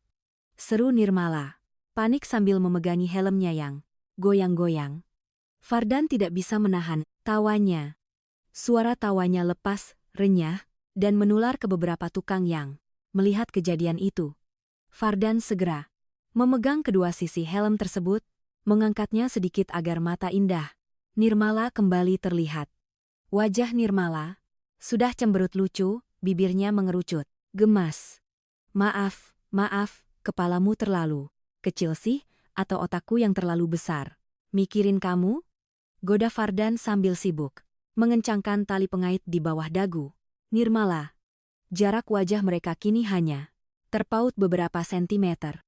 Nirmala bisa mencium aroma keringat Fardan yang bercampur wangi sabun. Aroma kerja keras yang sangat ia sukai. Jemari Fardan yang kasar menyentuh lembut kulit dagu Nirmala saat mengunci tali helm. Nirmala terdiam. Matanya menatap lekat bibir Fardan yang masih menyunggingkan senyum. Sudah pas sekarang? Tanya Fardan lembut. Suaranya merendah. Nirmala mengangguk, kaku. Pipinya merona merah menyaingi warna batu bata di belakang mereka. Sudah, jangan diketawain lagi. Awas ya, kalau nanti desain tamannya jelek, potong gaji. Ancam Nirmala dengan suara yang tidak bertenaga sama sekali karena salah tingkah. Fardan hanya tersenyum, lalu menggandeng tangan Nirmala. Sebuah keberanian baru yang ia miliki untuk menuntunnya berkeliling melihat mimpi mereka yang sedang dibangun bata demi bata. Malam itu, angin di Semarang berhembus sedikit lebih kencang, membawa hawa dingin yang menyejukkan setelah seharian kota itu dipanggang matahari. Motor tua Fardan meraung pelan saat menanjak menyusuri jalanan berkelok menuju Bukit Gombel. Di boncengan belakang, Nirmala memeluk pinggang Fardan dengan erat. Kepalanya bersandar nyaman di punggung bidang pria itu. Tidak ada mobil mewah, tidak ada sopir pribadi, hanya ada mereka berdua dan hamparan langit malam yang luas. Sesampainya di sebuah warung sederhana di pinggir tebing, Fardan memarkirkan motornya. Tempat itu jauh dari kata mewah. Hanya ada kursi-kursi plastik dan meja kayu panjang. Namun pemandangan di depannya bernilai miliaran rupiah. Jutaan lampu kota Semarang terhampar di bawah sana berkelap-kelip seperti lautan bintang yang jatuh ke bumi. Fardan sengaja memilih tempat ini karena ia ingin merayakan gaji pertamanya sebagai arsitek dengan cara yang paling ia mengerti. Kesederhanaan. Maaf ya, cuma bisa ajak makan jagung bakar di sini. Belum bisa ajak makan steak mahal seperti teman-teman bisnis kamu?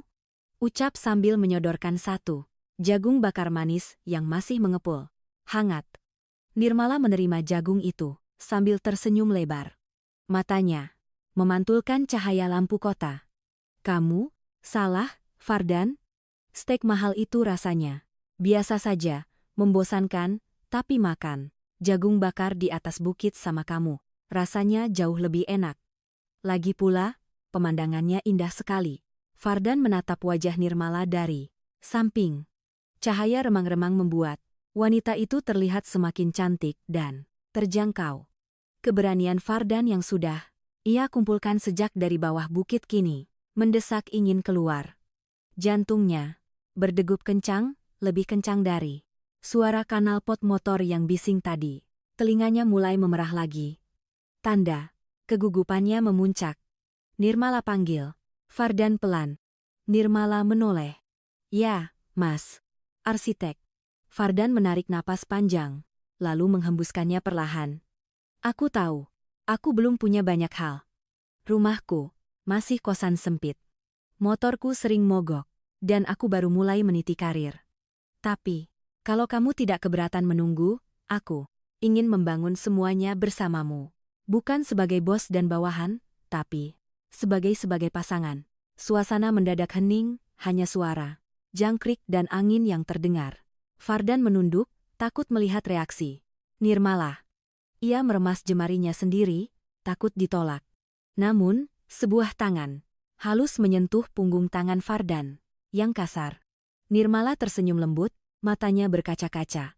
Kamu tahu, Fardan, aku sudah punya segalanya, uang, jabatan, gedung tinggi. Tapi semua itu rasanya sepi. Yang aku butuhkan bukan pria yang memberiku kemewahan, tapi pria yang bisa membuatku merasa pulang. Dan orang itu kamu? Nirmala mengangguk. Mantap. Jadi jawaban saya, iya, saya mau jadi pacar arsitek pemula yang telinganya suka merah ini. Fardan mengangkat wajahnya, senyumnya merekah lebar hingga matanya menyipit. Rasa lega yang luar biasa membanjiri dadanya. Di bawah saksi jutaan lampu kota Semarang dan bintang-bintang di langit gombel, dua hati yang berasal dari dunia berbeda itu akhirnya menyatu dalam ikatan yang sederhana namun kuat. Malam itu menjadi malam paling indah bagi mereka. Sebuah awal baru di mana perbedaan kasta lebur oleh hangatnya cinta yang tulus. Senin pagi kembali menyapa kesibukan di Wijaya Tower. Bagi karyawan lain, hari itu hanyalah awal minggu yang biasa dengan tumpukan berkas dan target bulanan. Namun, bagi Fardan dan Nirmala, hari ini adalah tantangan baru.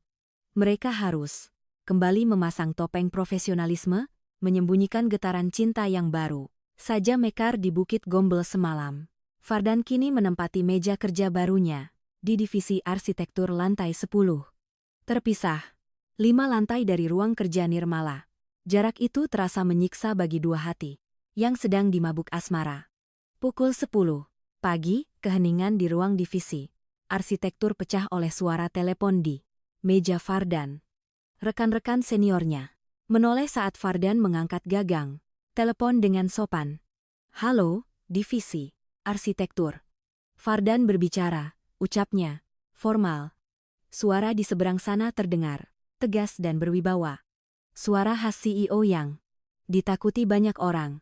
Pak Fardan, tolong segera menghadap ke ruangan saya. Di lantai 15.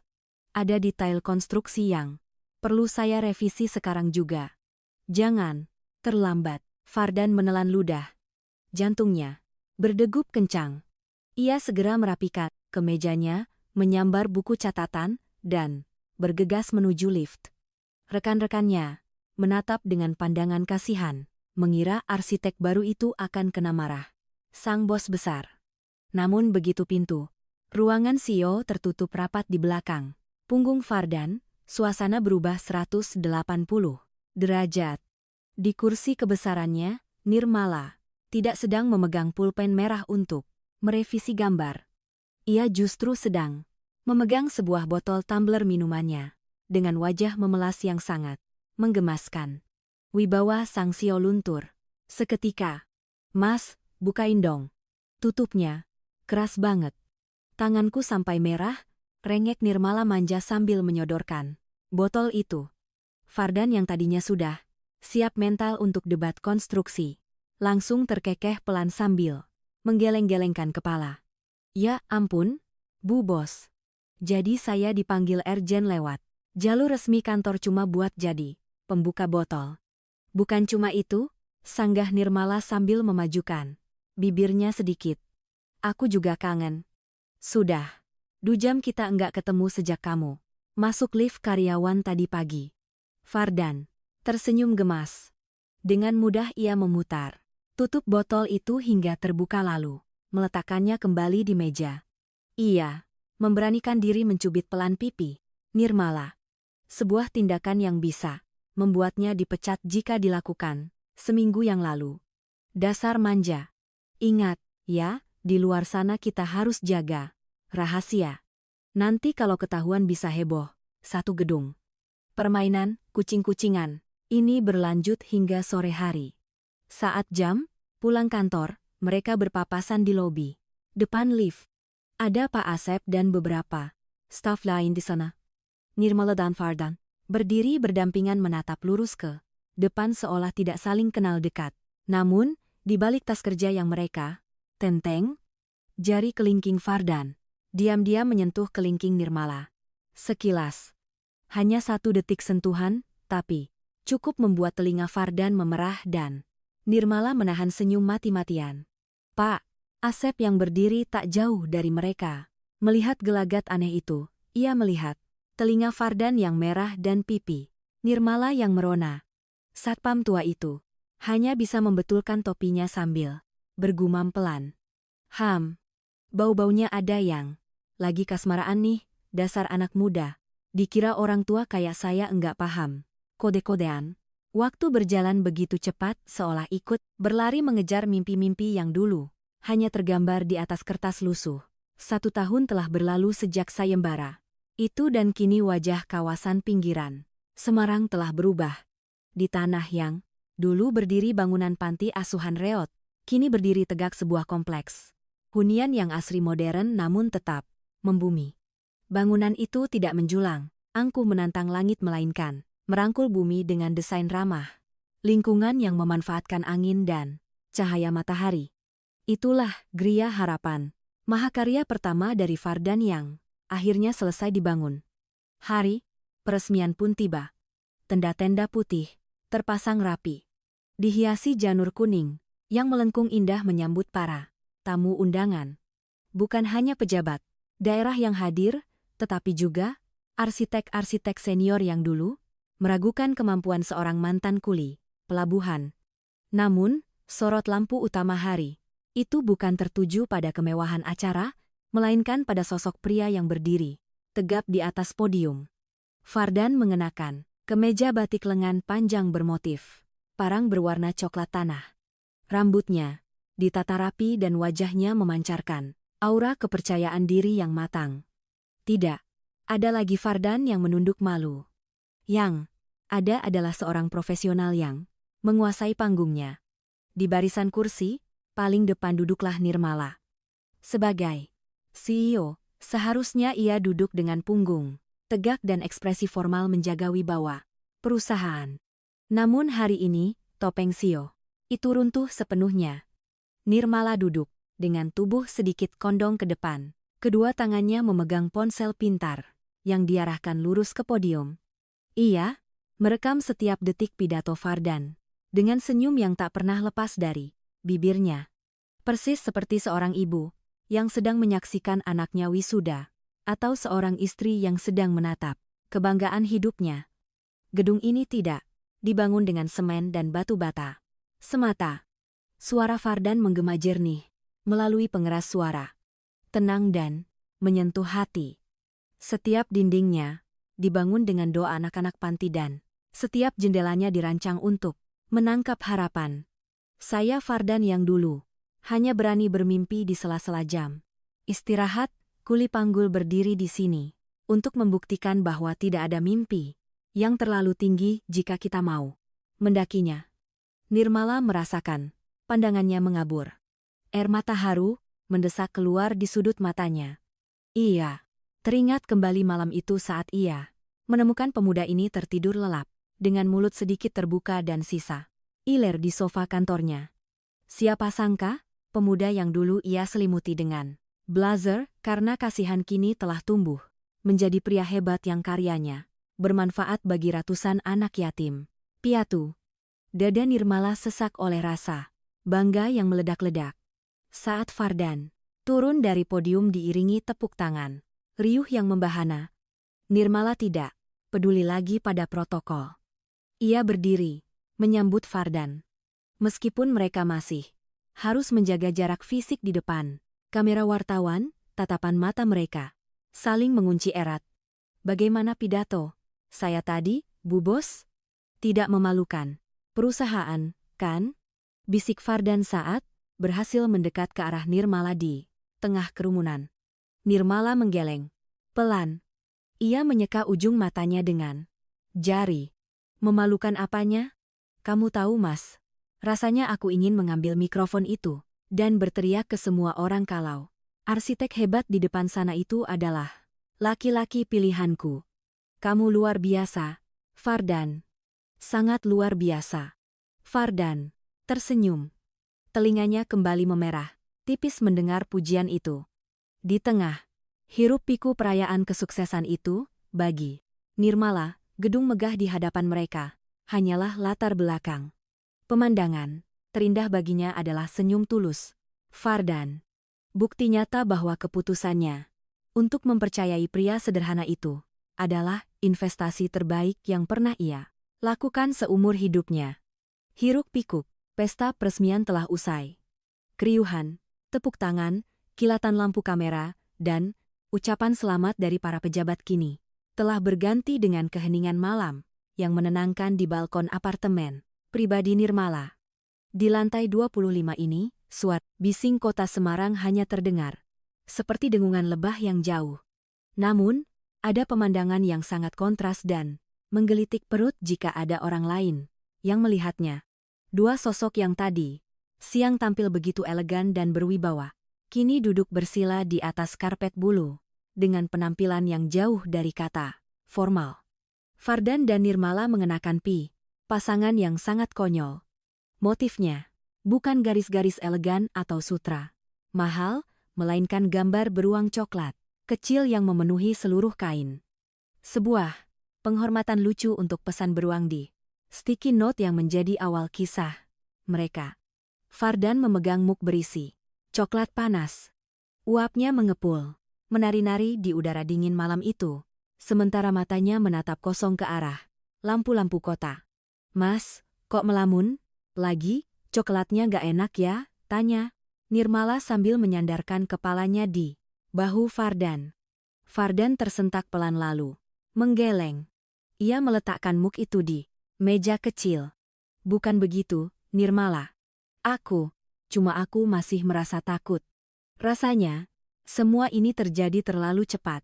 Setahun yang lalu, aku cuma orang yang mengintip kemewahan kota ini dari balik jendela pos satpam atau gudang pelabuhan. Sekarang aku duduk di sini di samping wanita paling hebat di kota ini dengan karya yang dipuji banyak orang. Kadang, aku takut kalau besok pagi aku bangun, ternyata aku masih tertidur di sofa kantormu dan semua ini cuma bunga tidur. Nirmala mengangkat kepalanya, menatap dalam-dalam ke manik mata Fardan. Ia melihat keraguan yang jujur di sana, ketakutan seorang pria sederhana yang merasa dirinya terlalu kecil untuk takdir yang begitu besar. Nirmala kemudian meraih kedua tangan Fardan, menggenggam telapak tangan yang masih terasa kasar bekas kerja keras itu. Dengar aku, Fardan, suara Nirmala terdengar lembut namun tegas. Kamu mungkin melihatku sebagai wanita yang punya segalanya, uang, jabatan, apartemen mewah. Tapi kamu tahu tidak, sebelum ketemu kamu, tempat ini dingin sekali. Aku pulang kerja disambut ruangan kosong. Aku punya banyak kolega bisnis, tapi tidak ada satupun tempat aku bisa bicara jujur tanpa takut dijatuhkan. Hidupku hampa, Fardan, persis seperti gedung tinggi tanpa penghuni. Nirmala mengusap punggung tangan Fardan dengan ibu jarinya. Lalu, kamu datang dengan polosnya tidur di sofaku, membawa sketsa mimpi yang tulus, dan mengajakku makan lumpia di pinggir jalan. Kamu tidak silau dengan hartaku.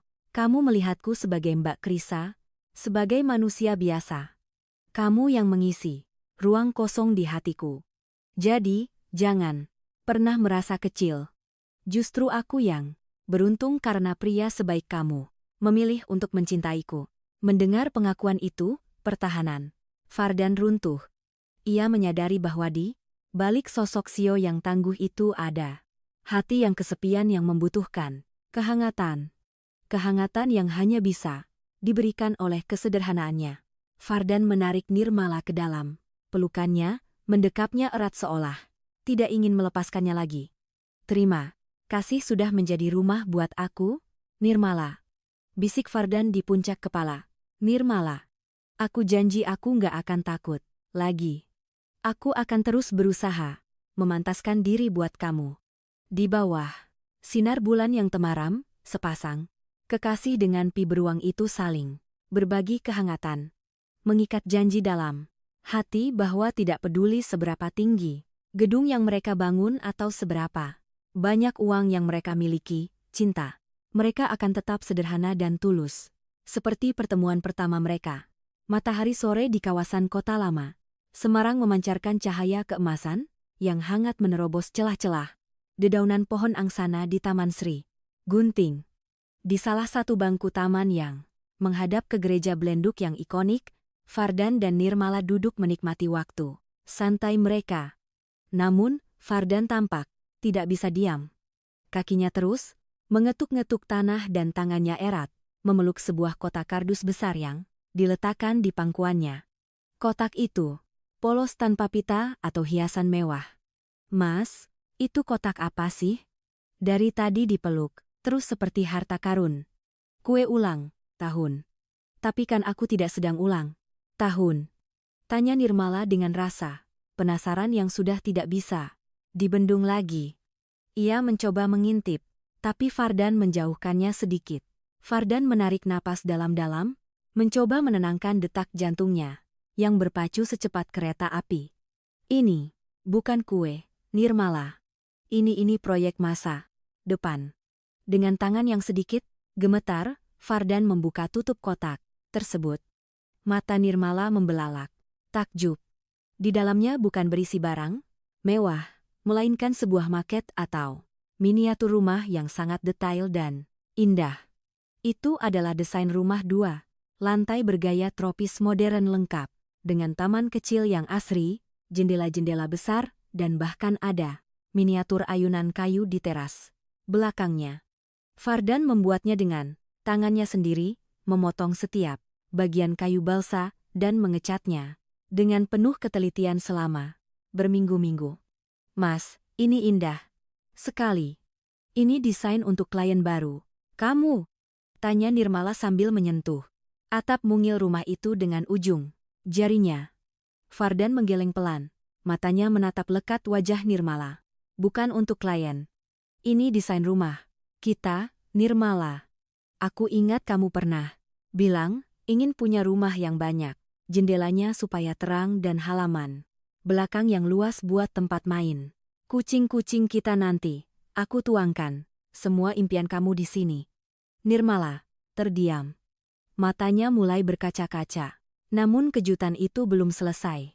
Fardan menunjuk ke bagian tengah taman miniatur tersebut. Coba lihat lebih dekat di bagian tamannya. Ada sesuatu yang kurang di situ. Nirmala mendekatkan wajahnya ke maket itu. Di tengah rumput buatan yang hijau terselip sebuah benda kecil yang berkilau tertimpa sinar matahari sore. Itu adalah sebuah cincin emas putih dengan desain sederhana namun elegan. Jantung Nirmala seolah berhenti berdetak. Sesaat, ia menatap Fardan dengan mulut sedikit terbuka. Tidak percaya dengan apa yang ia lihat. Fardan perlahan mengambil cincin itu dari dalam maket, lalu turun dari bangku taman dan berlutut dengan satu kaki di hadapan Nirmala. Orang-orang yang lalu lalang di sekitar Taman Sri Gunting mulai berhenti dan memperhatikan mereka. Namun bagi Fardan, dunia saat itu hanya milik mereka berdua. Nirmala? Ucap Fardan dengan suara bergetar namun penuh keyakinan. Aku mungkin belum bisa membelikan rumah mewah yang asli sekarang juga, tapi aku berjanji aku akan bekerja keras untuk mewujudkan maket ini menjadi kenyataan. Bata demi bata. Aku sudah belajar cara merancang bangunan kokoh yang tahan gempa. Tapi sekarang aku ingin kamu mengajariku cara membangun rumah tangga yang kokoh dan tahan badai kehidupan. Maukah kamu menikah denganku? Air mata Nirmala tumpah seketika. Ia tidak peduli dengan riasan wajahnya yang luntur atau tatapan orang-orang. Ia mengangguk cepat, berkali-kali. Mau, Mas, aku mau. Kita bangun sama-sama, ya. Fardan tersenyum lega, lalu menyematkan cincin itu di jari manis Nirmala. Ukurannya pas sekali. Mereka berpelukan erat di tengah sorakan tepuk tangan para pengunjung taman. Di dalam kota kardus itu, miniatur, rumah impian mereka menjadi saksi bisu dari sebuah janji suci yang baru saja terucap. Sebuah janji untuk saling membahagiakan selamanya. Hari bahagia yang dinanti-nantikan itu akhirnya tiba, mengubah sebuah taman asri di pinggiran kota Semarang menjadi saksi penyatuan dua dunia yang berbeda.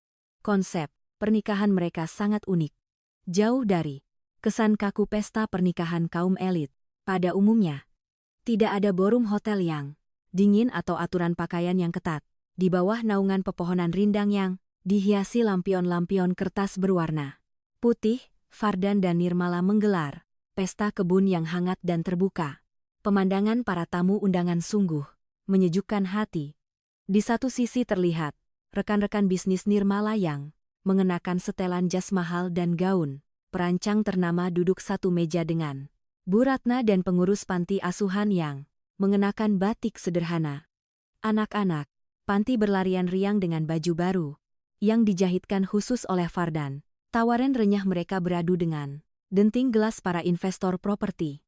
Tidak ada sekat, tidak ada kasta, semua lebur dalam kebahagiaan yang sama. Nirmala tampil begitu memukau dengan gaun pengantin berwarna putih gading yang potongannya sederhana namun elegan, dengan ekor gaun yang menjuntai panjang, menyapu rumput. Sementara Fardan gagah dalam balutan beskap modern berwarna krem. Tak henti-hentinya tersenyum, hingga pipinya terasa pegal. Namun, di balik kesempurnaan itu, terjadi sebuah insiden kecil yang justru menjadi pemanis acara. Saat mereka hendak berjalan menuju pelaminan untuk sesi foto bersama, Fardan yang terlalu gugup dan bersemangat tanpa sengaja menginjak ujung gaun panjang Nirmala dengan sepatu pantofelnya. Kain itu tertarik kencang, membuat keseimbangan Nirmala goyah. Tubuh Nirmala terhuyung ke depan. Nyari saja wajah cantiknya mencium rumput taman. Para tamu undangan menahan napas. Beberapa bahkan sudah memeki kaget. Namun dengan refleks yang luar biasa, sigap, mungkin hasil dari kerjanya, mengangkat barang berat di pelabuhan. Dulu, Fardan langsung menyambar pinggang Nirmala.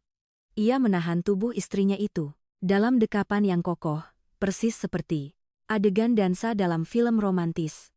Hanya saja wajah Fardan pucat pasi karena panik.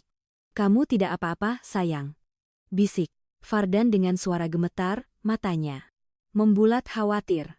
Nirmala yang masih dalam posisi setengah dipeluk justru tertawa kecil. Ia berbisik balik, "Aku aman, Mas. Untung saja refleksmu cepat, dan untung juga."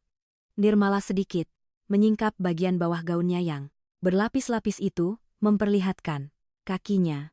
Ternyata Sang Sio tidak mengenakan sepatu hak tinggi kaca ala Cinderella, melainkan sepasang sandal jepit karet berwarna biru yang sangat membumi. "Untung aku pakai ini. Kalau pakai hak tinggi, pasti kakiku sudah keseleo," lanjut Nirmala sambil mengedipkan sebelah matanya. Fardan melongo sejenak, lalu tawa lepasnya pecah seketika. Ia tidak menyangka wanita yang dulu sangat perfeksionis ini kini begitu santai mengenakan sandal jepit di hari pernikahannya sendiri demi kenyamanan. Momen itu tertangkap oleh fotografer dan menjadi foto paling favorit mereka. Fardan yang tertawa lebar sambil memeluk Nirmala yang tersenyum jahil sambil memamerkan sandal jepitnya. Tepuk tangan meriah dari para tamu membahana, bukan karena atraksi jatuhnya, tapi karena melihat betapa bahagianya pasangan itu.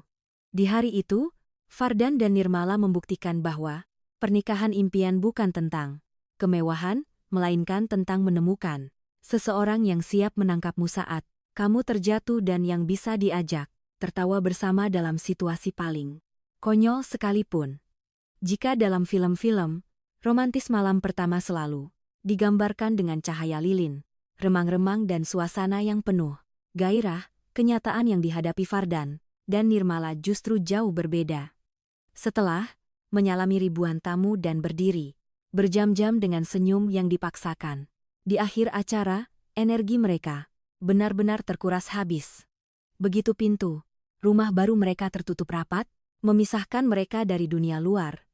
Yang tersisa hanyalah dua tubuh yang rasanya ingin rontok. Niat hati ingin melepas rindu dalam suasana romantis. Namun, gravitasi bumi terasa 10 kali lebih kuat. Fardan yang baru saja melepas jas beskapnya berniat duduk sebentar di karpet bulu ruang tengah untuk meluruskan kaki.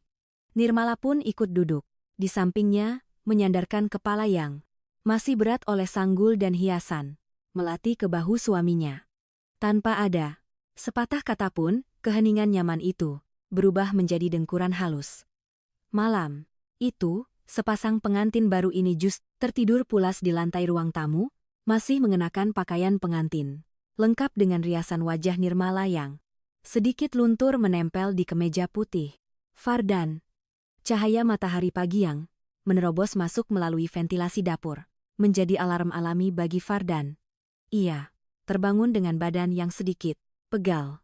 Namun saat melihat wajah damai Nirmala yang tertidur di sampingnya, rasa sakit itu hilang seketika. Sebuah ide romantis muncul di benaknya. Ia ingin menyiapkan sarapan spesial sebagai kejutan pertama bagi istrinya. Dengan langkah mengendap-endap seperti pencuri, agar tidak membangunkan sang putri tidur, Fardan menuju dapur. Ia berniat membuat nasi goreng spesial dengan telur mata sapi setengah matang. Menu andalannya saat masih di kosan. Namun, mungkin karena terlalu bersemangat atau karena ia belum terbiasa dengan kompor canggih di rumah baru itu, konsentrasinya buya. Saat sedang memotong bawang, pikirannya melayang, membayangkan senyum Nirmala nanti. Tanpa ia sadari, api kompor terlalu besar. Bau menyengat dari sesuatu yang hangus mulai memenuhi ruangan. Nirmala terbangun, bukan karena ciuman manis, melainkan karena hidungnya mencium aroma asap. Dengan panik dan mata yang masih setengah terpejam, ia berlari ke dapur. "Mas, ada kebakaran apa?" seru Nirmala. Pemandangan di depannya membuatnya terpaku. Fardan berdiri memegang spatula, dengan wajah penuh rasa bersalah.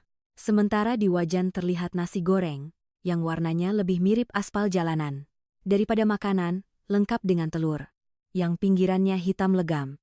"Maaf, sayang," ucap Fardan sambil menggaruk kepalanya yang tidak gatal. Niatnya mau bikin sarapan romantis ala hotel bintang 5, tapi malah jadi menu ala arang. Nirmala tidak marah. Ia justru tertawa, lepas hingga memegangi perutnya. Ia berjalan mendekat, mengambil sendok dan tanpa ragu mencicipi bagian nasi yang tidak terlalu hitam. Rasanya unik, pahit-pahit sedikit. Tapi, karena yang masak suamiku yang paling ganteng, rasanya jadi manis. Pagi itu, mereka duduk berdua di meja makan, menyantap nasi goreng gosong itu dengan lahap. Di sela-sela suapan, mereka saling menertawakan wajah bantal masing-masing dan sisa make-up yang berantakan.